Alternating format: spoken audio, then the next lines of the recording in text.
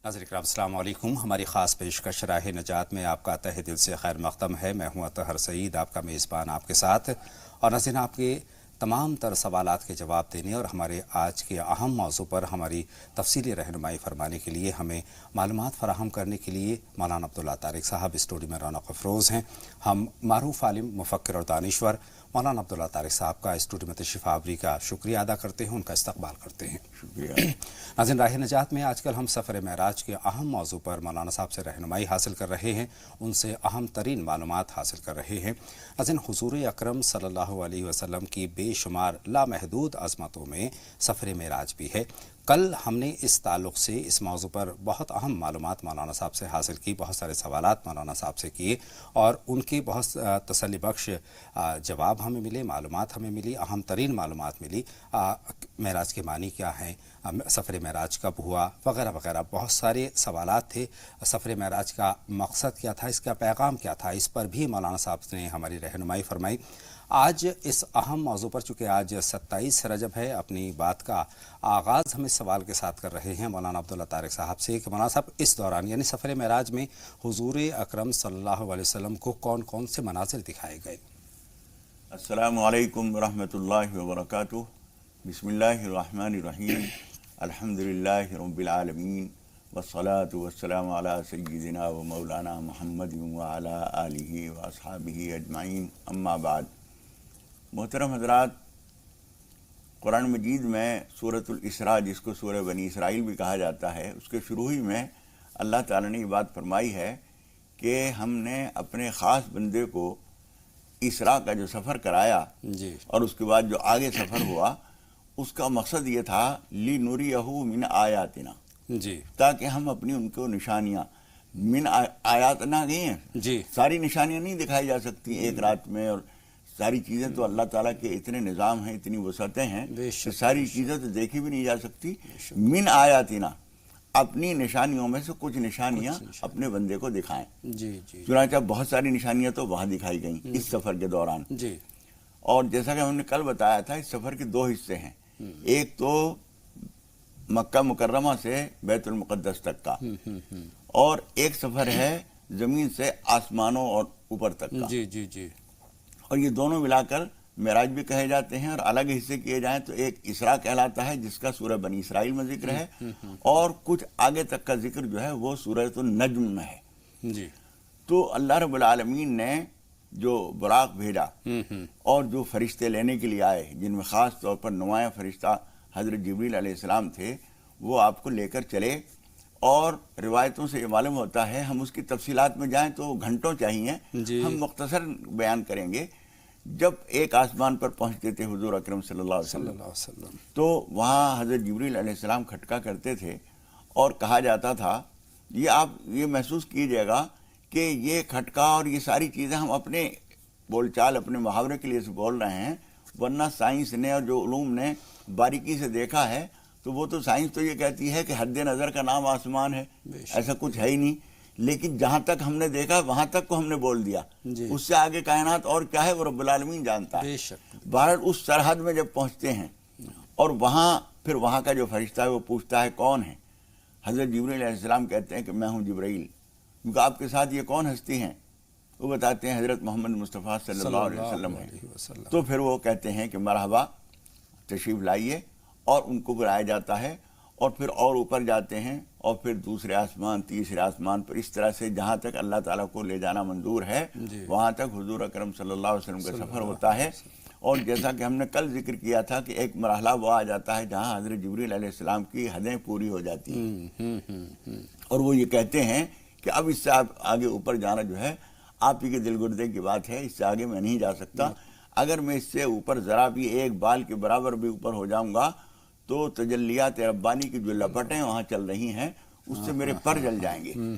उसके बाद वहाँ से मरे आला का फरिश्ता आता है और वो हुजूर अकरम सल्लल्लाहु अलैहि वसल्लम को ले ऊपर जाता है। और यहाँ तक मकाम बयान किया गया कुरान मजीद में सूरतुन नज्म में, वकाना क़ाब क़ौसैन अव अदना, 2 कमानों का फासला था और भी कम था।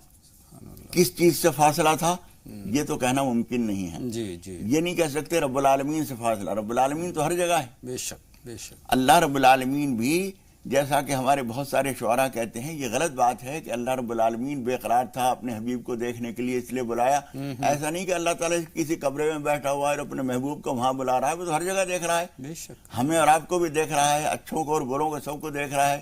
جس سے محبت کرتا ہے اسے محبت کی نظر سے دیکھ رہا ہے. اصل چیز نہ تو یہ تھی کہ حضور اکرم صلی اللہ علیہ وسلم اللہ کو دیکھنے گئے تھے, اور نہ یہ بات تھی کہ اللہ تعالیٰ نے حضور اکرم صلی اللہ علیہ وسلم کو دیکھنا چاہا تھا اس لیے بلایا تھا, بلکہ بات اصل میں یہ تھی کہ وہ مناظر جن کی تعلیم حضور اکرم صلی اللہ علیہ وسلم نے سارے انسانوں کو دی, اس بات کو بہت دھیان سے سمجھ لیجئے کہ جو آدمی دوسروں کو علم دے رہا ہے, علم لینے والوں کے مقابلے میں اس کا علم زیادہ اعلیٰ اور زیادہ یقینی ہونا چاہیے. بے شک, بے شک. ہم کو جو حضور اکرم صلی اللہ علیہ وسلم نے باتیں بتائیں وہ ہمارے کانوں نے سنی, ہماری آنکھوں نے کتابوں میں پڑھی, لیکن حضور اکرم صلی اللہ علیہ وسلم نے جو بات ہمیں بتائیں آپ کو حق الیقین اور عین الیقین دینا تھا. اس لیے حضور اکرم صلی اللہ علیہ وسلم کو مشاہدہ کرایا گیا. ہمیں حضور نے بتایا کہ جنت ہے, ہم نے مانا جنت ہے. حضور نے فرمایا جہنم ہے, ہم نے مانا کہ جہنم ہے. لیکن حضور اکرم صلی اللہ علیہ وسلم کو اللہ تعالیٰ بتا دیتا اتنا بھی کافی تھا, لیکن حضور اکرم صلی اللہ علیہ وسلم کو سارے مناظر ان کی آنکھوں سے دکھائے گئے. جہنم دکھائی گئی, اس میں جو سزائیں ہو رہی ہیں وہ دکھائی گئیں, اور ایک ایک آدمی کے بارے میں حضور اکرم صلی اللہ علیہ وسلم پوچھتے تھے یہ کون ہے جس کے ساتھ یہ سختیاں ہو رہی ہیں. بتایا جاتا تھا یہ سود خور لوگ ہیں, یہ غیبت کرنے والے لوگ ہیں, یہ زناکار لوگ ہیں, یہ اس طرح کے لوگ ہیں. جو گندگیاں ان لوگوں میں تھیں ان کی سزا بھی ہوتے ہوئے حضور اکرم صلی اللہ علیہ وسلم نے اس جسم کی آنکھوں سے اپنے آپ دیکھی. اسی طرح سے جنت میں جو نعمتیں تھیں اور ان کے ساتھ جو اعزاز اللہ تعالیٰ کا ہو رہا تھا وہ بھی حضور اکرم صلی اللہ علیہ وسلم نے اپنی آنکھوں سے دیکھا. اس طرح سے اب وہ بات سنی سنائی نہیں رہی, وہ آنکھوں دیکھی ہو گئی. آنکھوں دیکھی ہو گئی. مولانا صاحب نے جہنم کا ذکر کیا, جنت حضور اکرم صلی اللہ علیہ وسلم نے اپنی آنکھوں سے دیکھی, جہنم کے نظارے اپنی آنکھوں سے دیکھے, وہاں پر سود خور کا کیا حال دیکھا, وہ دیکھا, زانی کا حال دیکھا, گناہگار کا حال دیکھا. مولانا صاحب کیا مناظر تھے وہاں کے, پہلی بات. دوسری بات یہ کہ گناہگار کو کس حال میں دیکھا؟ حضور اکرم صلی اللہ علیہ وسلم نے گناہگاروں کو جو سزائیں دی جا رہی تھی وہ دیکھا. سود خور جو ہے وہ دوسروں کا خون چوستا ہے, اس طرح سے وہاں پر ان کو خون کے دریا میں دیکھا.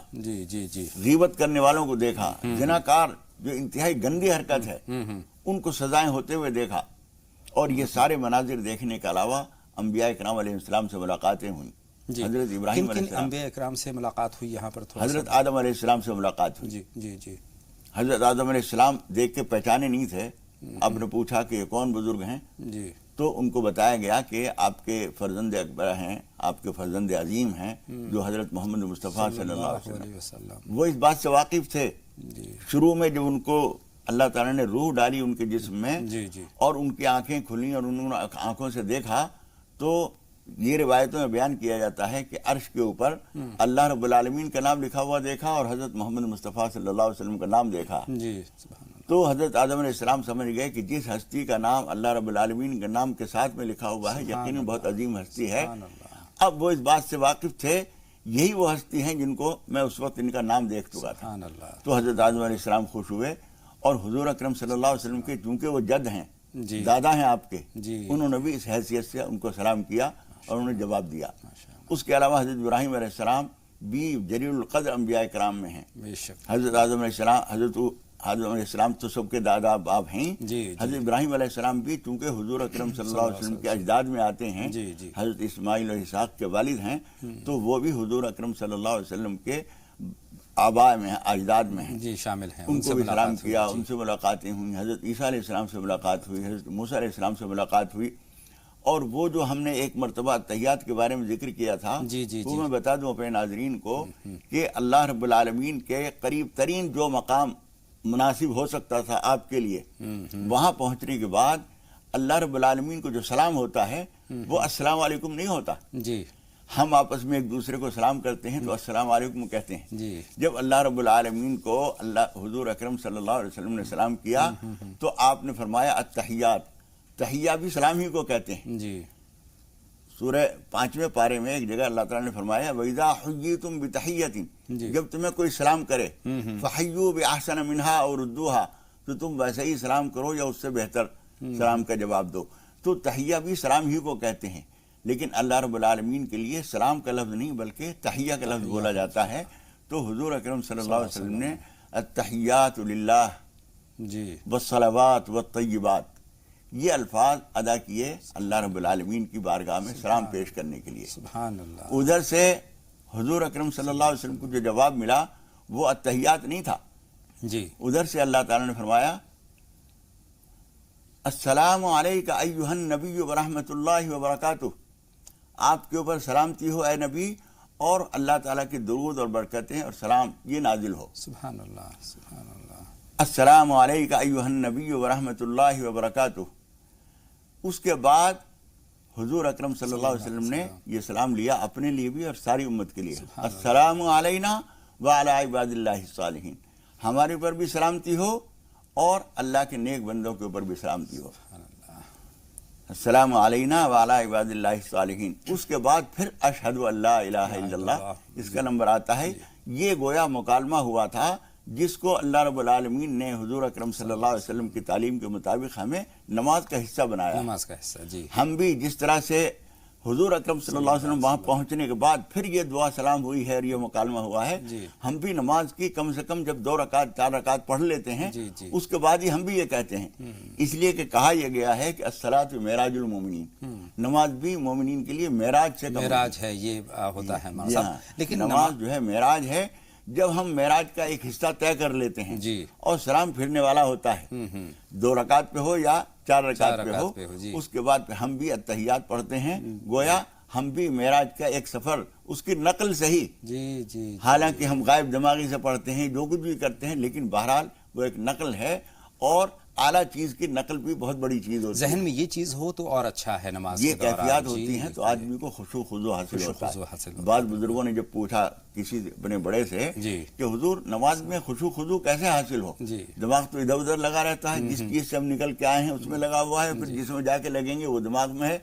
تو انہوں نے یہی بتایا کہ جو چیزیں نماز میں پڑھتے ہو اس کا معنی کا دھیان کرتے رہو, اپنے آپ وہ آپ کا دھیان لگ جائے گا. جب دھیان اپنے آپ اس میں آئے گا تو جب ہم وہ ان چیزوں کو یاد کریں گے تو وہ چیز اپنے آپ آ جائے گی, تو دوسری چیزیں اپنے آپ نکل جائیں گی. مولانا صاحب نماز کی فرضیت کے تعلق سے میں جاننا چاہتا ہوں کہ نماز کی فرضیت یہ خاص مرحلہ ہے اس کا.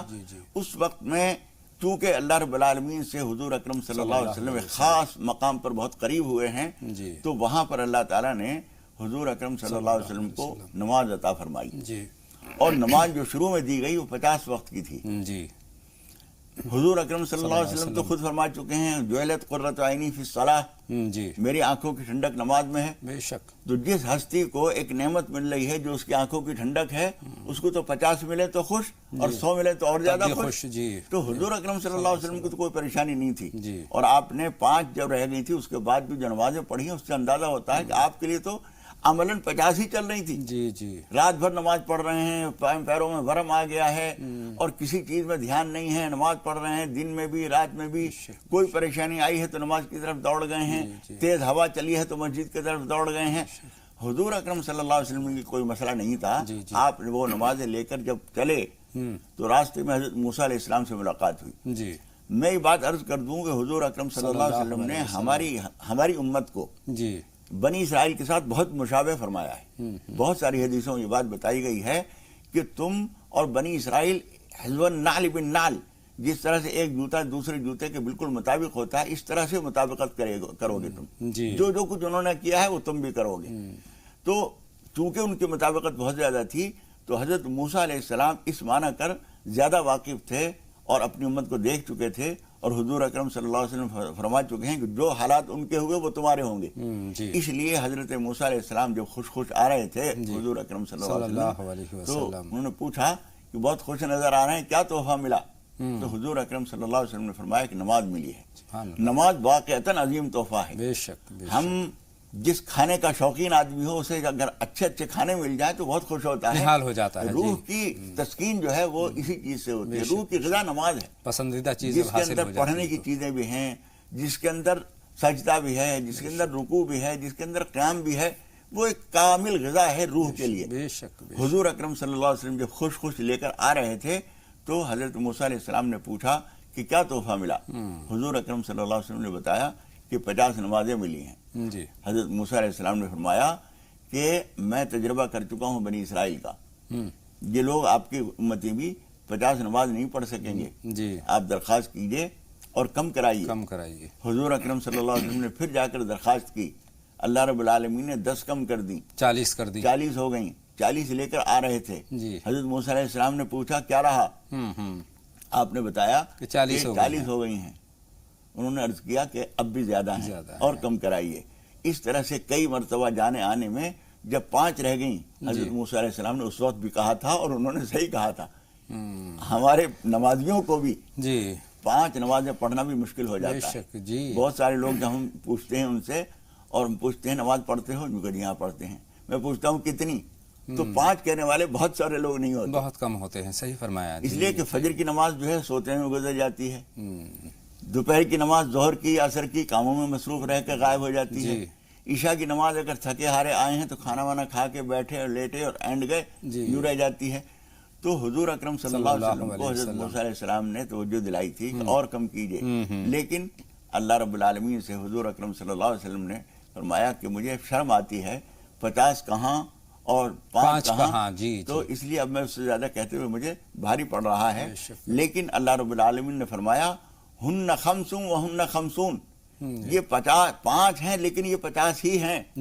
تعداد دیکھنے میں 5 ہے لیکن اجر و ثواب کے لحاظ سے یہ 50 ہیں۔ اس لیے قرآن مجید میں یہ بات فرمائی گئی ہے کہ الحسنۃ بعشر امثالہا، من جاء بالحسنۃ فلہ عشر امثالہا، جو ایک نیکی کرے گا اس کو 10 گنا ملے گا۔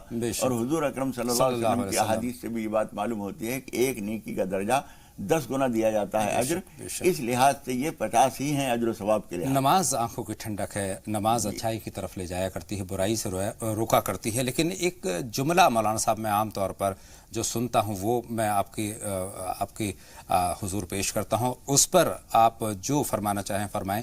مطلب ایک طرح سے ایک سبق والی بات ہے کہ روزے بخشوانے گئے تھے، نماز گلے پڑ گئی، کتنا معیوب ہے یہ جملہ، عام طور پر لوگ کہہ دیا کرتے ہیں۔ ہاں، یہ جملہ کئی لحاظ سے بہت غلط ہے، بہت خراب ہے۔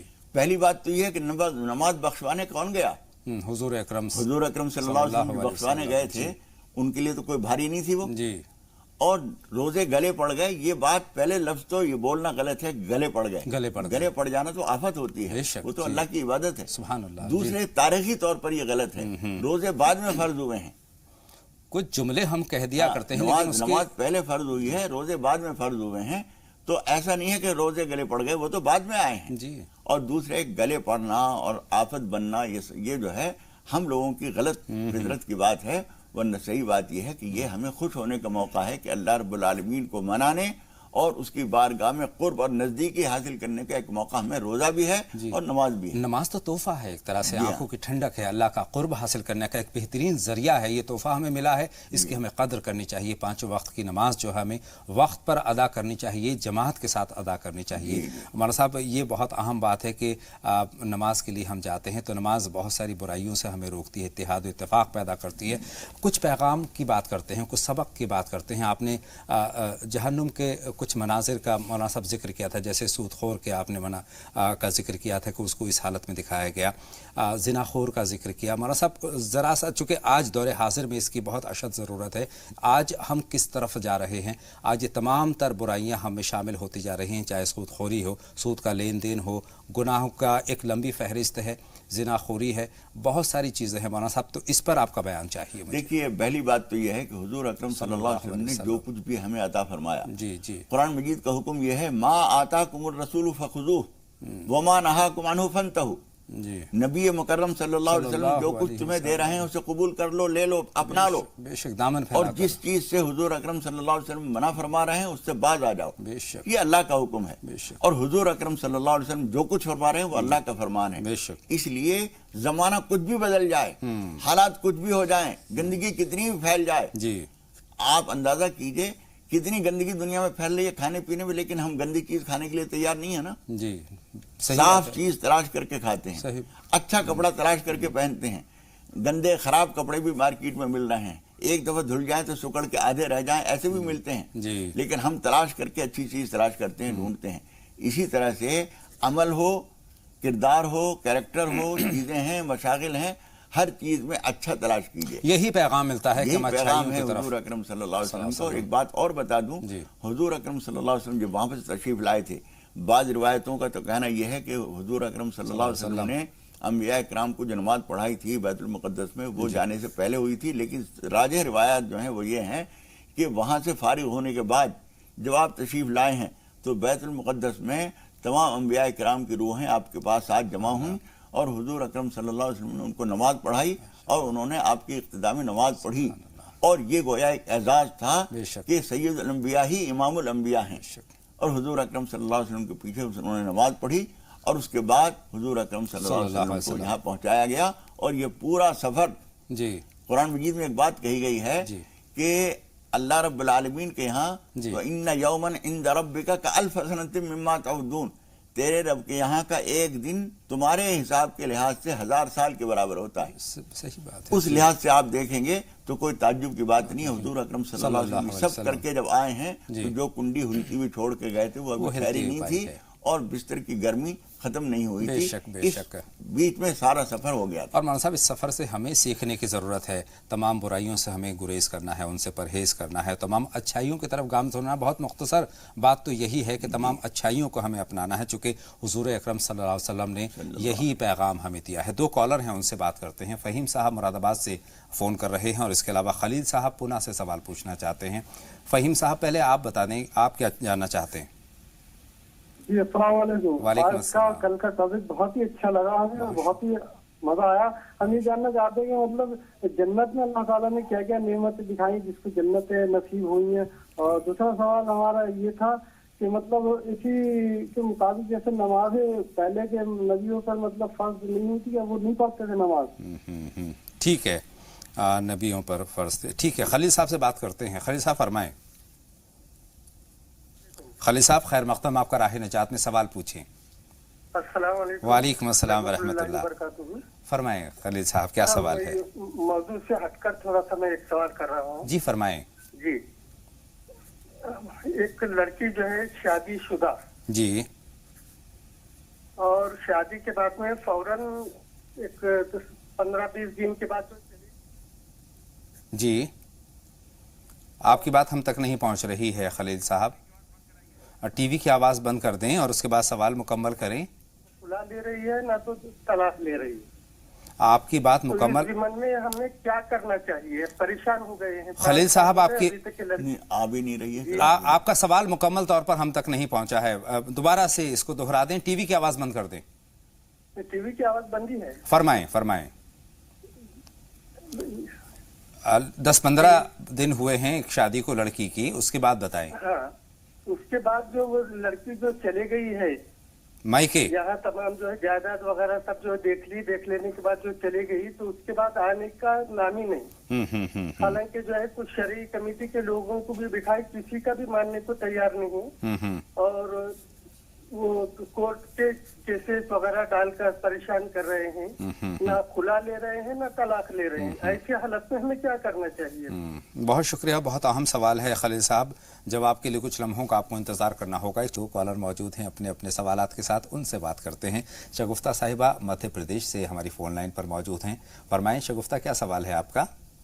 السلام علیکم. وعلیکم السلام بہن, فرمائیں. جی, آپ کی اس قیمتی رہنمائی کا بہت شکریہ مولانا صاحب کی. بہت اچھا بیان کرتے ہیں, بتاتے ہیں ہم لوگوں کو. یہ سوال پوچھنا تھا کہ ارحان کا نام, ارحان نام کا مطلب کیا ہے, اور بچوں کے لیے رشتوں کے لیے دعا کرانی تھی مولانا صاحب سے. بچیاں ہیں, ایک بیٹا ہے ایک بیٹی ہے میری. یہ بہت نیک رشتے مل جائے. میرا بچہ سروس میں ہے, بچی بھی پڑھی لکھی ہے, نیک ہے, بہت اچھی بچی. بہت اچھی بات ہے بہن, اور یہ اللہ کا ساتھ لینا بہت اچھی بات ہے. بہت شکریہ, آپ کے دونوں سوال ہم نے نوٹ کر لیے ہیں. لیکن ایک کالر ہماری اور موجود ہیں, ہماری بہن ادیبہ ہیں اس وقت دہرادون سے اپنے سوال کے ساتھ. بتائیں ادیبہ, آپ کیا جاننا چاہتی ہیں. ادیبہ اپنی ٹی وی کی آواز بند کر دیں اور سوال پوچھیں. ادیبہ صاحبہ ٹی وی کی آواز بند کر دیجئے اور سوال پوچھئے. آواز کم کرو. جی جی, بند کر دیجئے, کم نہیں بند کر دیجئے جب تک ہماری آپ کی بات چل رہی ہے. جی فرمائیں. جی بہن بتائیں ادیبہ.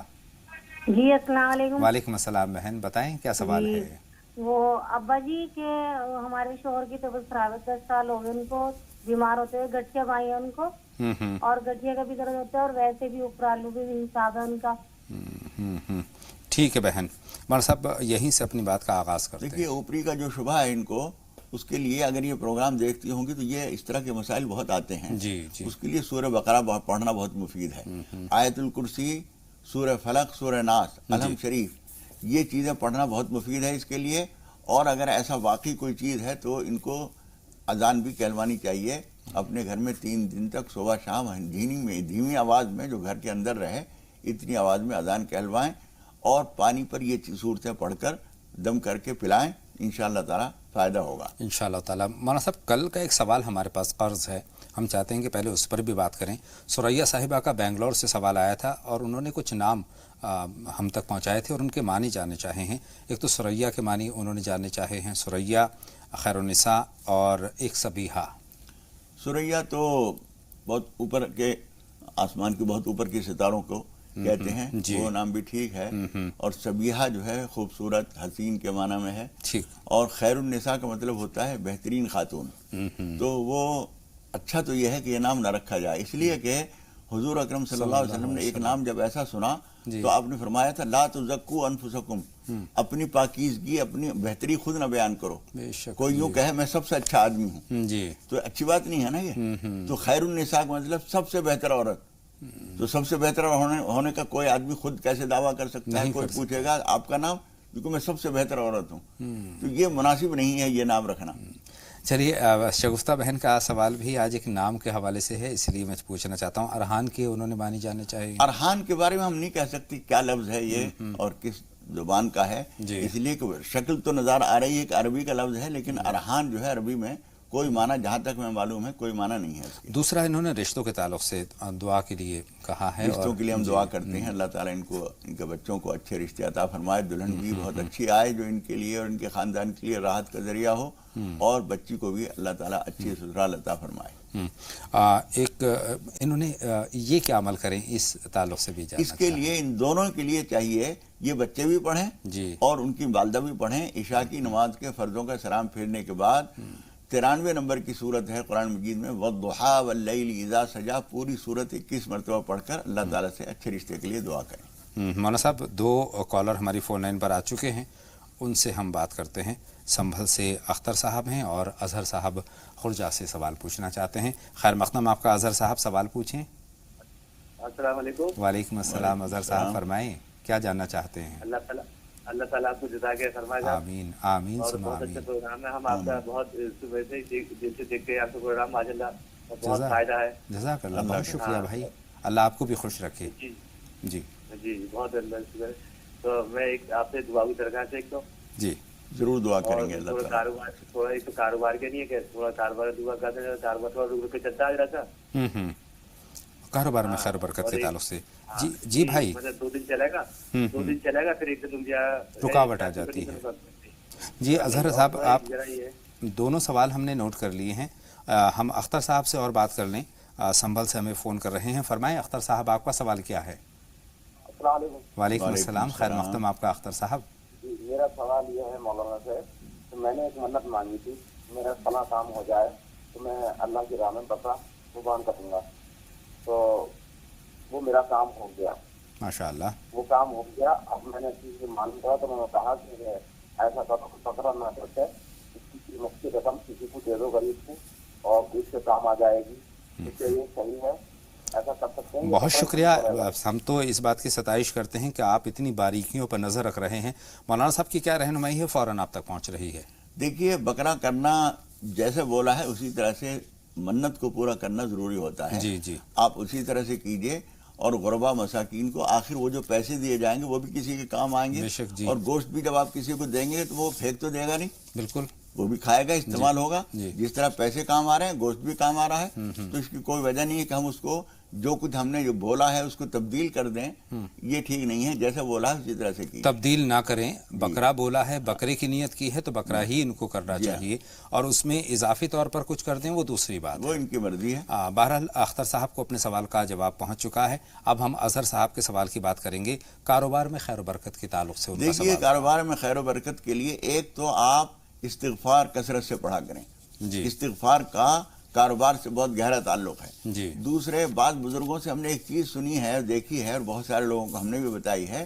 روزانہ جو کچھ آمدنی آپ کو ہو رہی ہے اس میں سے جتنی آپ کی ہمت ہے 1%، 2%، 5% نکال کر ایک طرف الگ ڈبہ بنا لیجئے، اس میں ڈالتے جائیے اور اسے کسی کار خیر میں لگائیے. وہ کوئی صدقہ نہیں ہوگا، وہ کوئی زکوٰۃ نہیں ہوگی.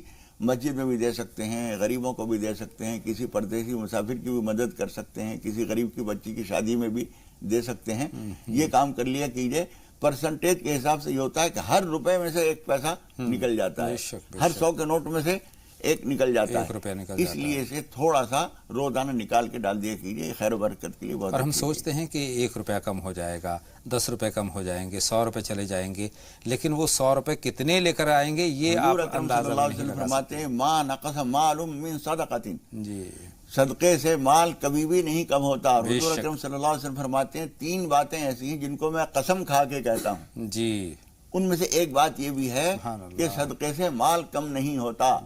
ہمارے کیلکولیشن میں 100 کے نوٹ میں سے 5 روپے نکال دیے 95 رہ جائیں گے، 95 رہ گئے. لیکن حضور اکرم صلی اللہ علیہ وسلم فرماتے ہیں کہ یہ 5 کم نہیں ہوئے، بہت بڑھ گیا. بے شک. اور ساتھ میں یہ ہے کہ آپ کے مال کی، آپ کی جان کی تحفظ ہو جاتی ہے. جی، ندیم صاحب بجنور سے ہماری فون لائن پر ہیں. بتائیں ندیم صاحب کیا سوال ہے؟ السلام علیکم ورحمۃ اللہ وبرکاتہ. وعلیکم السلام ورحمۃ اللہ. جی، آپ کا پروگرام مسلسل سبھی لوگ گھر کے ہمارے دیکھتے ہیں.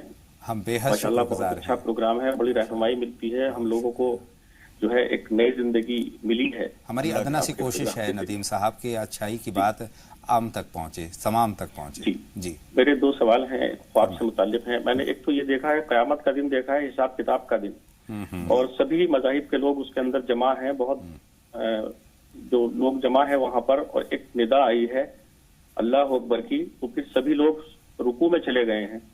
تو پھر اللہ تعالیٰ کی طرف سے اعلان ہوا ہے کہ ہم نے جو سبھی کو بخش دیا ہے. اس کے بارے میں، اور میں نے جنت کا وہ دیکھا ہے نظارہ، اللہ تعالیٰ نے کچھ حوریں اور یہ دکھائی ہیں. تو کیا ہم جیسے گناہگار لوگوں کو بھی اللہ تعالیٰ ایسی نظارے دکھا سکتا ہے؟ جنت کے باغات دیکھے ہیں، بہت سے ایسے مناظر دیکھے ہیں کہ بس بیان نہیں کر سکتے. سبحان اللہ. ندیم صاحب ایک خواب ہی رہنے دیجئے، اس پر مولانا صاحب کا ہم تفصیلی کیا تعبیر ہے، کیا رہنمائی ہے لیں گے.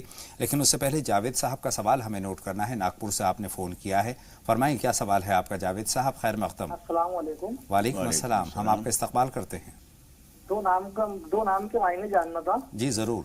ایک تو محمد سمیر اور ایک نیدا فاطمہ. ٹھیک ہے، آپ کا سوال بھی ہم نے نوٹ کر لیا ہے جاوید صاحب. لیکن بات کا آغاز ہمیں لگتا ہے کہ ندیم صاحب کے اہم سوال سے ہم کرتے ہیں، وہ جنت کے. جی جی جی جی. دیکھیے، یہ خواب آپ کا بہت مبارک ہے. ہر شخص کو خدا پاک نے ایک نیکی کا ایک خاص معیار پسند کیا ہے. جی جی. آپ نیکی کے جس معیار پر ہیں اس سے آگے بڑھنے کا آپ کو مشورہ دیا جا رہا ہے. سب لوگوں نے وہاں پر جو آواز سنی اللہ اکبر کی اور وہ سب رکوع میں چلے گئے. یہ تعلیم دی جا رہی ہے آپ کو اور آپ کے ذریعے لاکھوں انسانوں کو کہ اللہ اکبر کی آواز جب بلند ہو، مؤذن جو پکارتا ہے بظاہر ایک معمولی آدمی ہوتا ہے لیکن وہ اللہ کی پکار ہوتی ہے. تو اللہ کی پکار جب سنی جائے تو پھر فوراً جو ہے نماز کے لیے نکل جانا چاہیے، رکوع اور سجدے میں لگ جانا چاہیے. اور وہ جو مناظر آپ نے جنت کے دیکھے ہیں میرے بھائی، جہاں تک اپنی گندگیوں اور اس کا تعلق ہے تو کوئی بھی آدمی یہ دعویٰ نہیں کر سکتا کہ میں رب العالمین کی بارگاہ میں پیش ہونے کے قابل نماز پڑھتا ہوں. کوئی آدمی دعویٰ نہیں کر سکتا. ہر آدمی گنہگار ہے اور ہر آدمی کا عمل اللہ رب العالمین کی بارگاہ میں پیش ہونے سے کم درجے کا ہے. اس لیے یہ تو ضرور سمجھنا چاہیے. لیکن اگر اللہ تعالیٰ اپنے کرم سے نواز رہا ہے تو اس کا شکر ادا کرنا چاہیے اور اپنے عمل کو اور ترقی دینی چاہیے. میرے خیال سے ان سے پیغام یہی ملتا ہے کہ ہم اور اچھائی کی طرف آگے بڑھیں اور اچھے کام کریں، اللہ کے قریب پہنچے. 2 کالر ہماری فون لائن پر آ چکے ہیں. سالار صاحب اورنگ آباد سے، اور اس کے بعد ہم رابعہ سے بات کریں گے جو کہ بنگلور سے، جنہوں نے ہم سے رابطہ قائم کیا ہے. سالار صاحب آپ کا خیر مقدم، سوال پوچھیے. अस्सलाम वालेकुम। वालेकुम अस्सलाम। फरमाएं सालार साहब, क्या सवाल है आपका? सर सवाल ये है कि लोगों के मुंह से बहुत सुना है कि जंग में और मोहब्बत में सब जायज है, क्योंकि अभी तो जो परेड चढ़ा है तो जंग का चढ़ा है, यानी इलेक्शन का चढ़ा है, इसमें सब झूठे वादे, सच्चे आदमी, झूठा आदमी सभी खड़े रहते थे। क्या सब जो बात करते हैं सब इसमें जायज है? ठीक है, आपकी बात का मफहूम हम तक पहुंच गया सालार साहब। मौलाना साहब से ज़रूर रहनुमाई लेंगे। राबिया साहिबा फ़ोन लाइन पर मौजूद हैं बेंगलोर से, उनका सवाल भी शामिल करते हैं। बताएं राबिया साहिबा, क्या सवाल है आपका? हेलो, अस्सलाम वालेकुम। वालेकुम अस्सलाम। अल्लाह आपके प्रोग्राम को बहुत रहनुमाई फरमाए। आमीन बहन।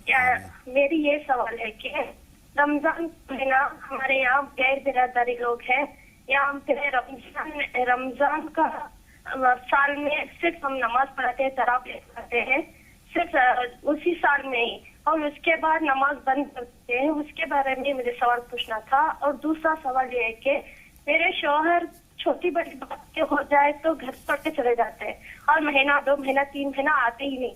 ऐसे समय में क्या करूं? क्या सवाल क्या पढ़ना चाहिए? कोई ना तो पढ़ने के बारे में बोल दीजिए। देखिए, आपका जो अभी फ़ोन लाइन पर बने रहिए, आपका जो सवाल है पहला मुकम्मल तौर पर नहीं पहुंचा, आप नेटवर्क में नहीं हैं, आवाज़ आपकी टूट टूट कर पहुंची है। ग़ालिबन आप ये कहना चाहते हैं कि रमज़ान में हम नमाज़ों का अहतमाम करते हैं और रमज़ान के बाद छोड़ दिया करते हैं। मौलाना साहब, यहीं से चूँकि नमाज जो है अहम तरीन रुकन है। देखिए, बात यह है कि नमाज का सवाब रमज़ान में बहुत बढ़ जाता है, ये बात तो अपनी जगह ठीक है, बेशक जी, लेकिन उसकी फर्जियत में कोई फ़र्क नहीं आता है, रमज़ान के अलावा हो या रमज़ान में हो जी। इसलिए इस बात का कोई से कहीं तक कोई जवाब नहीं है कि हम नमाज की पाबंदी रमज़ान में तो करें और उसके बाद छोड़ दें।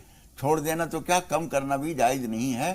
5 वक्त की नमाज हर महीने, हर हफ्ते, हर दिन हमारे ऊपर फर्ज है, इसलिए उसमें कोताही करने की कोई गुंजाइश नहीं है। जो लोग करते हैं वो गलती करते हैं, अल्लाह ताला उनको बचने की तौफीक। और नमाज में रमज़ान के महीने में तो आपको मश्क करने का एक बेहतरीन मौका अल्लाह देता है, और उस मश्क जो है पूरी कहाँ होगी, वो पूरे साल में पूरे साल होगी। चलिए मौलाना साहब, इनका दूसरा सवाल जो शौहर के ताल्लुक से है, वो जब भी नाराज़ होते हैं, घर छोड़कर चले जाते हैं, 1-2 महीने के लिए चले जाते हैं, फिर वापस आ जाते हैं, तो इस तरह का जो अमल है कितना? देखिए, ये तरीका बिल्कुल मुनासिब नहीं है, कोई शौहर भी करे या कोई बीवी करे। अपना घर जब अल्लाह ताला ने दिया है तो उसको बरकरार रखना चाहिए। और एक बात और मैं बता दूं, बहुत अमली चीज है ये जी। जब कोई आदमी अपनी बीवी को छोड़कर कहीं और जा रहा है तो खुदा न खास्ता अपने ऊपर भी तरह तरह के इल्जामात का मौका दे रहा है जी। और खुदा न खास्ता बीवी के बारे में भी तरह तरह के मौके फराहम कर रहा है। वो अपने माल को छोड़कर गायब होना नादानी है। आप अपने आप को भी तोहमतों से बचाइए और अपनी बीवी को भी गंदगी की तरफ आमादा न होने दीजिए। सही बात है, लिहाजा ये बुरी आदत है, नाराज हैं, लड़ें भिड़ें, घर में रहें, बताएं और बर्दाश्त से काम लें। बताएं तुम्हारी ये बात मुझे पसंद नहीं है, इसकी एहतियात कर लो। आप बर्दाश्त कीजिए। हुजूर अकरम सल्लल्लाहु अलैहि वसल्लम तो फरमाते हैं 70 मरतबा गलती माफ फरमा दो जी। मौलाना साहब, 2 कॉलर और आ चुके हैं। वसीम साहब छत्तीसगढ़ से हैं और इल्तिमा हरदोई से सवाल के साथ हमारी फ़ोन लाइन पर हैं। फरमाएं वसीम साहब, पहले आपका सवाल शामिल करते हैं, क्या जानना चाहते हैं? वालेकुम अस्सलाम जी। मैं वही पूछना चाहता हूँ, मैंने क्या 2 निकाह किया है। मेरी पहली बीवी मेरे साथ नहीं रहना चाहती और बहुत हम लोग बहुत परेशान थे। मैं करीब 7-8 साल से हम लोग के बीच कभी भी अच्छा ताल्लुकात नहीं था। तो मैंने काफी आम लोगों से पूछकर सलाह मशवरा करके दूसरा निकाह कर लिया, जिस लड़की को मैं पसंद करता था उससे। अब मेरी पहली बीवी चाहती है कि मैं उसको छोड़ दूं, उसको तलाक दे दूं, फिर वो मेरे साथ रहने के लिए तैयार होगी। तो मैं कहा कि 7-8 साल तो आप मेरे साथ अच्छे से रहे नहीं, तो अब मैं क्यों दूसरे निकाह को तोड़ के तुमसे वापस रहूं? तुमको आना है तो तुम आ जाओ, तुम साथ में रहो। लेकिन सवाल ये वसीम साहब, सवाल ये पैदा होता है, दूसरे निकाह को तोड़ने की बात हो रही है, लेकिन दूसरा निकाह करने की आपको जरूरत क्या पेश आई? क्योंकि हमारे भी ताल्लुकात बिल्कुल भी अच्छे नहीं थे। वो हर साल 6 महीना मायके में रहती थी और 6 महीना मेरे पास रहती थी। खैर, जब भी मायके जाती थी 1 महीना का बोल के और वो आती नहीं थी, और हर बार वहां से मेरे को यही धमकी देती थी कि आप मेरे को छोड़ो, तब मैं मतलब मुझे छोड़ दो, मुझे छोड़ दो। चलिए, आपके सवाल का मफहूम हम तक पहुंच गया है। मौलाना साहब से रहनुमाई लेंगे, लेकिन इल्तिमा का सवाल हम शामिल कर लेते हैं। हरदोई से सवाल पूछ रही हैं, बताएं इल्तिमा, क्या सवाल है? हेलो जी, फरमाएं। खैर मकदम। वालेकुम अस्सलाम बहन, टीवी की आवाज बंद कर दें। मेरा ये सवाल है, مولانا صاحب سے میرا یہ سوال ہے کہ میرے پیروں میں بہت تکلیف رہتی ہے. پیروں میں تکلیف رہتی ہے, کہاں؟ گھٹنوں میں کہاں؟ جی, ہم گھٹنوں میں تکلیف رہتی ہے اور ایک گھٹنے میں پانی بھی اتر چکا ہے. کیا عمر ہے آپ کی؟ چلیے ٹی وی کی آواز. بدن میں کافی درد رہتا ہے, ہر وقت بخار بنا رہتا ہے. بہت شکریہ بہن. مولانا صاحب فرمائیں کیا رہنمائی ہے بہن؟ دیکھیے جو کچھ آپ دوا دارو کر رہی ہیں وہ تو کرتی رہیے, اس کے علاوہ سورہ فاتحہ پانی کے اوپر دم کیجئے اور 1 ہفتے تک مسلسل روزانہ 7 دفعہ صبح 7 مرتبہ شام پڑھ کے پانی کو دم کیجئے, اور وہ پانی پئیں بھی آپ اور چھینٹے بھی لگائیں جسم کے اوپر, اور جو دوا دارو آپ کر رہی ہیں اس کے اوپر بھی سورہ فاتحہ پڑھ کے دم کر کے وہ پیا کریں, استعمال کیا کریں. ہم بھی دعا کرتے ہیں اللہ تعالیٰ آپ کو شفا عطا فرمائے. آمین. اللہ بہتری کا معاملہ فرمائے. وسیم صاحب کا سوال جو نکاح کے تعلق سے ہے مکمل آپ کے پاس ہے مولانا صاحب. دیکھیے یہ بات بڑی عجیب ہے کہ شروع میں آپس میں تعلقات ٹھیک نہیں تھے اور وہ آنے کے لیے تیار نہیں تھی, اور اب وہ آنے کے لیے اس شرط پہ تیار ہیں کہ اس کو طلاق دو. یہ بچوں کا کھیل نہیں ہوتا ہے جی کہ ایک مکان بنایا, 2-3 اینٹیں اکٹھی کر کے اور ایک مکان بنایا اور تھوڑی دیر میں کھیل کے فارغ ہوئے تو لات مار کے چلے گئے, وہ مکان ختم ہوا. یہ بچوں کا کھیل نہیں ہے. آپ کو بھی سوچ سمجھ کے قدم اٹھانا چاہیے تھا اور ان کو بتا دینا چاہیے تھا کہ اگر تم ہمارے ساتھ رہنے کے لیے تیار نہیں ہو تو میں یہ قدم اٹھا سکتا ہوں. اس کے باوجود بھی اگر یہ قدم اٹھایا ہے آپ نے, اب اس کا کوئی جواز نہیں ہے کہ کسی ایک کی خاطر دوسرے کو طلاق دے دی جائے بغیر کسی وجہ کے. اس لیے آپ ان سے ان کی اس شرط کو تو نہیں مانیں گے, باقی وہ آنا چاہیں تو ان کو بھی ساتھ رکھیے, دونوں میں توازن برقرار رکھیے. اور گھر کا ایک ہی بیوی کے ساتھ گھر کو چلانا بہت بڑی حکمت و تدبیر کی بات ہوتی ہے. 2 کو لے کے چلانا تو یوں سمجھیے کہ 2 کشتیوں پہ سوار ہونا ہوتا ہے. سوجھ بوجھ سے کام کیجئے, ہم چھوڑنے کا مشورہ کسی کو بھی نہیں دیں گے. بہت اچھی بات ہے, ایک زندگی تباہ ہو جاتی ہے اس طریقے سے. بہرحال عمرانہ صاحبہ حیدرآباد سے ہیں ہماری فون لائن پر. بتائیں عمرانہ. جی السلام علیکم. وعلیکم السلام. فرمائیں بہن. جی دعا کرانی مولانا صاحب سے. فرمائیں کس تعلق سے؟ ہمارے لیے دعا کر دیں. ہمارے گھر میں نئی دلہن آئی, اس کی طبیعت خراب ہو گئی. ماشاءاللہ, اللہ بہتری کا دعا معاملہ کرتے ہیں فرمائے. اللہ تعالیٰ آپ کے یہاں بھی سکون عطا فرمائے, اور جتنے بھائی بہن بھی دعا کے لیے ہم سے کہتے ہیں, جو لوگ پروگرام دیکھ رہے ہیں, ان سب کو اللہ تعالیٰ راحت و سکون, چین, اطمینان عطا فرمائے بجاہ نبی کریم صلی اللہ علیہ وسلم. اور ہم یہ بھی دعا کرتے ہیں کہ نئی دلہن کو جو محبت اس وقت دے رہے ہیں تا حیات اس بچی کو یہی یہ بھی اس کو محبت دیتے رہیں اور وہ بھی ان کے گھر کے لیے مبارک ثابت. آمین ثم آمین. ساجدہ صاحبہ ہماری فون لائن پر ہیں مولانا صاحب, ان کا سوال بھی لے لیتے ہیں. بتائیں ساجدہ کیا جاننا چاہتی ہیں؟ ساجدہ صاحبہ اپنے ٹی وی کی آواز بند کر دیں اور سوال پوچھیں. جی فرمائیں ساجدہ صاحبہ. جی فرمائیے, ٹی وی کی آواز بند کر دیجئے. میرے 8 دن سے دل گھبرا رہا ہے بہت زیادہ, 8 دن سے دوا لے لے کے پریشان ہو گئی. میرے پریشانی بہت زیادہ ہو رہی ہے دل میں. بہت شکریہ آپ. آواز بہت گھبرا رہا ہے میرا دل. جی مولانا صاحب, جی گھبرا رہا ہے. دیکھیے قرآن مجید میں اللہ تعالیٰ نے فرمایا ہے, الا بذکر اللہ تطمئن القلوب, خبردار دلوں کا اطمینان اللہ کی یاد میں ہے. تو اللہ کی یاد جو ہے اس سب سے بہتر شکل اس کی نماز ہے. اس لیے نمازوں کی پابندی کیجئے اور درود شریف کثرت سے پڑھا کیجئے. وضو ہو نہ ہو, چلتے پھرتے, اٹھتے بیٹھتے, بستر پہ بیٹھ کر, جانماز پہ بیٹھ کر درود شریف کثرت سے پڑھیے.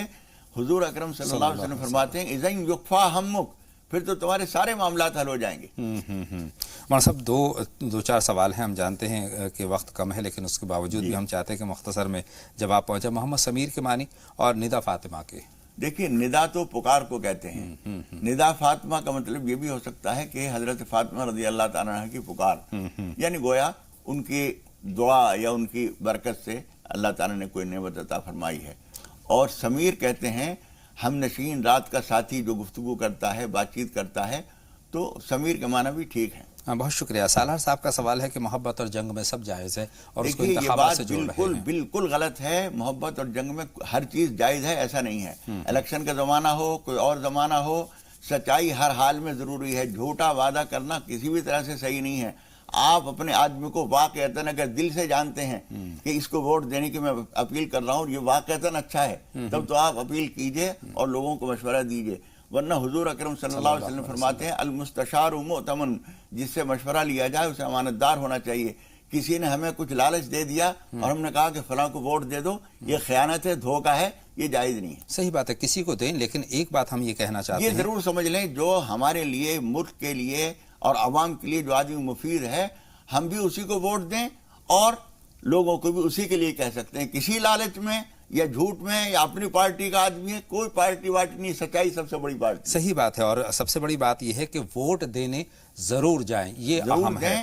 ضرور ووٹ دیں، کسے دیں گے یہ آپ سوچ سمجھ کے کیجئے، لیکن ووٹ دینے میں غافل نہ رہیے۔ مولانا صاحب، دو سوال بڑے اہم ہیں ہمارے پاس۔ ایک تو یہ ہے کہ خلیل صاحب کا پونا سے ہمارے پاس سوال ہے کہ شادی شدہ لڑکی کا 15 روز شادی کو ہوئے ہیں، واپس نہیں آ رہی ہے اور اس طلاق اور خلا بھی نہیں لے رہی، اس طرح کی بات انہوں نے ہم تک دیکھیے، ایک پہنچائی۔ بات میں کہنا چاہتا ہوں، جی جو لوگ میری عمر کے ہیں یا اور آس پاس کے لوگ ہیں، جی جی ان کو یہ نہیں بھولنا چاہیے کہ جس وقت ہماری شادی ہوئی تھی، ہم نوجوان تھے، وہ دنیا اور تھی، آج کی دنیا اور ہے۔ جی بچوں سے باخبر رہیے، لڑکا ہو یا لڑکی آپ کی، شادی کرنے سے پہلے یہ ضرور تھوڑی سی بیدار مغزی سے ٹٹول لیجئے۔ آپ خود پوچھ سکیں تو مناسب ہو تو پوچھئے، ورنہ اس کی یار دوست سے، کسی سہیلی سے پتہ لگائیے کہ اس کے ذہن میں کوئی بات ہو تو وہ بتا دے۔ کل کو خدا نخواستہ آپ کہیں اور طے کر دیں اور کل کو خدا نخواستہ خرابیاں پیدا ہوں تو اس کی نوبت نہ آئے۔ اور بچوں کو بھی سمجھنا چاہیے، کوئی بات اگر ہے تو کل کو اس بات کو پھوڑیں گے آپ، گندگی ہوگی۔ صحیح بات، آج بتا دیجئے۔ جی جی، بہت شکریہ مولانا صاحب، آپ کی رہنمائی پہنچ گئی، آپ کا مشورہ خلیل صاحب تک پہنچ گیا۔ ایک سوال بڑا اہم ہے فہیم صاحب کا، لیکن وقت کی تنگی ہے، لہٰذا ہم انشاءاللہ تعالی کل اس پر آپ کی رہنمائی حاصل کریں گے۔ بہت بہت شکریہ مولانا صاحب میری اور تمام ناظرین کی رہنمائی فرمانے کے لیے۔ تو ناظرین، راہ نجات میں آج کے لیے بس اتنا ہی، ایک چھوٹے سے بریک کی طرف جائیں گے اور بریک کے اس پار بات ہوں گی نیشنل میڈیکل کالج کے ایکسپرٹ کے ساتھ، اور موضوع ہوگا صحت و تندرستی۔ باہر نے میزبان اطہر کو اجازت دیں، آپ دیکھتے رہیں زی سلام۔ السلام علیکم۔ السلام علیکم ورحمۃ اللہ وبرکاتہ۔